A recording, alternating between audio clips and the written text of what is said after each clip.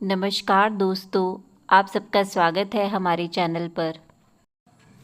कथाओं के अनुसार भगवान शिव और माता पार्वती में अगाध प्रेम है, इसलिए इनकी जोड़ी को सबसे आदेश जोड़ी और प्रेम का प्रतीक माना जाता है। लेकिन एक बार भगवान शिव माता पार्वती से इतने ज़्यादा क्रोधित हो गए थे कि उनको श्राप तक दे डाला था। आइए इस पौराणिक कथा के बारे में विस्तार से जानते हैं। हिंदू धर्म में भगवान शिव और माता पार्वती सबसे ज़्यादा पूजे जाने वाले देवी देवताओं में से आते हैं। माना जाता है माता पार्वती ने अनेकों कष्ट सहते हुए जन्मों तक कठोर तपस्या करके भगवान शिव को पति के रूप में पाया था।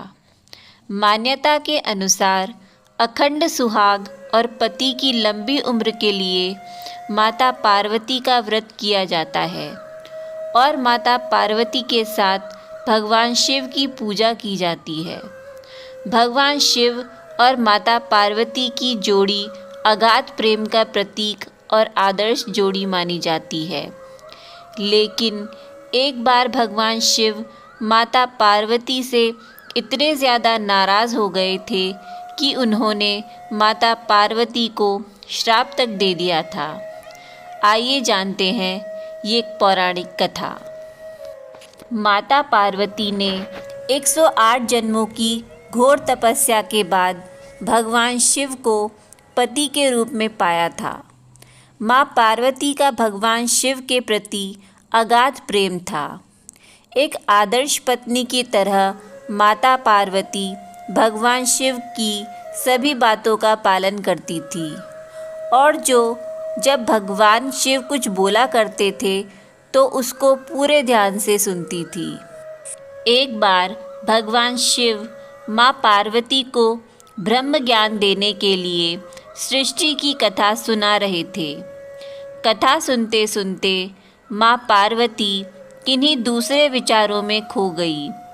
जैसे ही भगवान शिव को इस बात का एहसास हुआ कि माँ पार्वती उनकी बातों पर ध्यान नहीं दे रही हैं, तब उन्होंने माँ पार्वती से पूछा कि क्या आप मेरे द्वारा सुनाई जा रही कथा को सुन रही हैं? लेकिन माँ पार्वती कहीं और खोई हुई थी, इसलिए उन्होंने भगवान शिव के सवाल का कोई उत्तर नहीं दिया। कुछ समय बाद जब माँ पार्वती का अपने विचारों से ध्यान भंग हुआ और वे अपनी दुनिया में वापस लौटी, तब भगवान शिव ने क्रोधित होते हुए माँ पार्वती से कहा कि आपने ब्रह्म ज्ञान का अनादर किया है। जब किसी से शिक्षा या ज्ञान लिया जाता है तब ध्यान भंग नहीं होना चाहिए, और अगर ऐसा होता है तो ये दंडनीय है।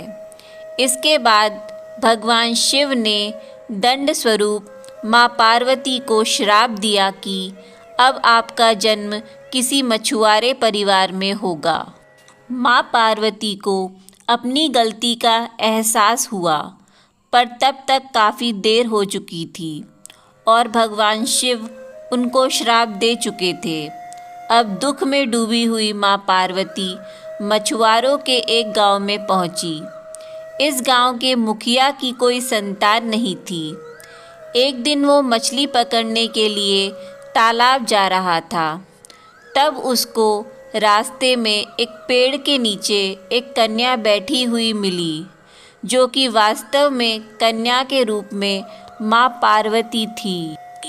वह नन्ही कन्या पूरी तरह से वहाँ अकेली थी, उसके साथ कोई भी नहीं था। तब मछुआरे ने इस घटना को प्रभु की कृपा समझा और उस नन्ही कन्या को अपने साथ अपने घर ले आया। माँ पार्वती उसी घर में कन्या के रूप में रहने लगी।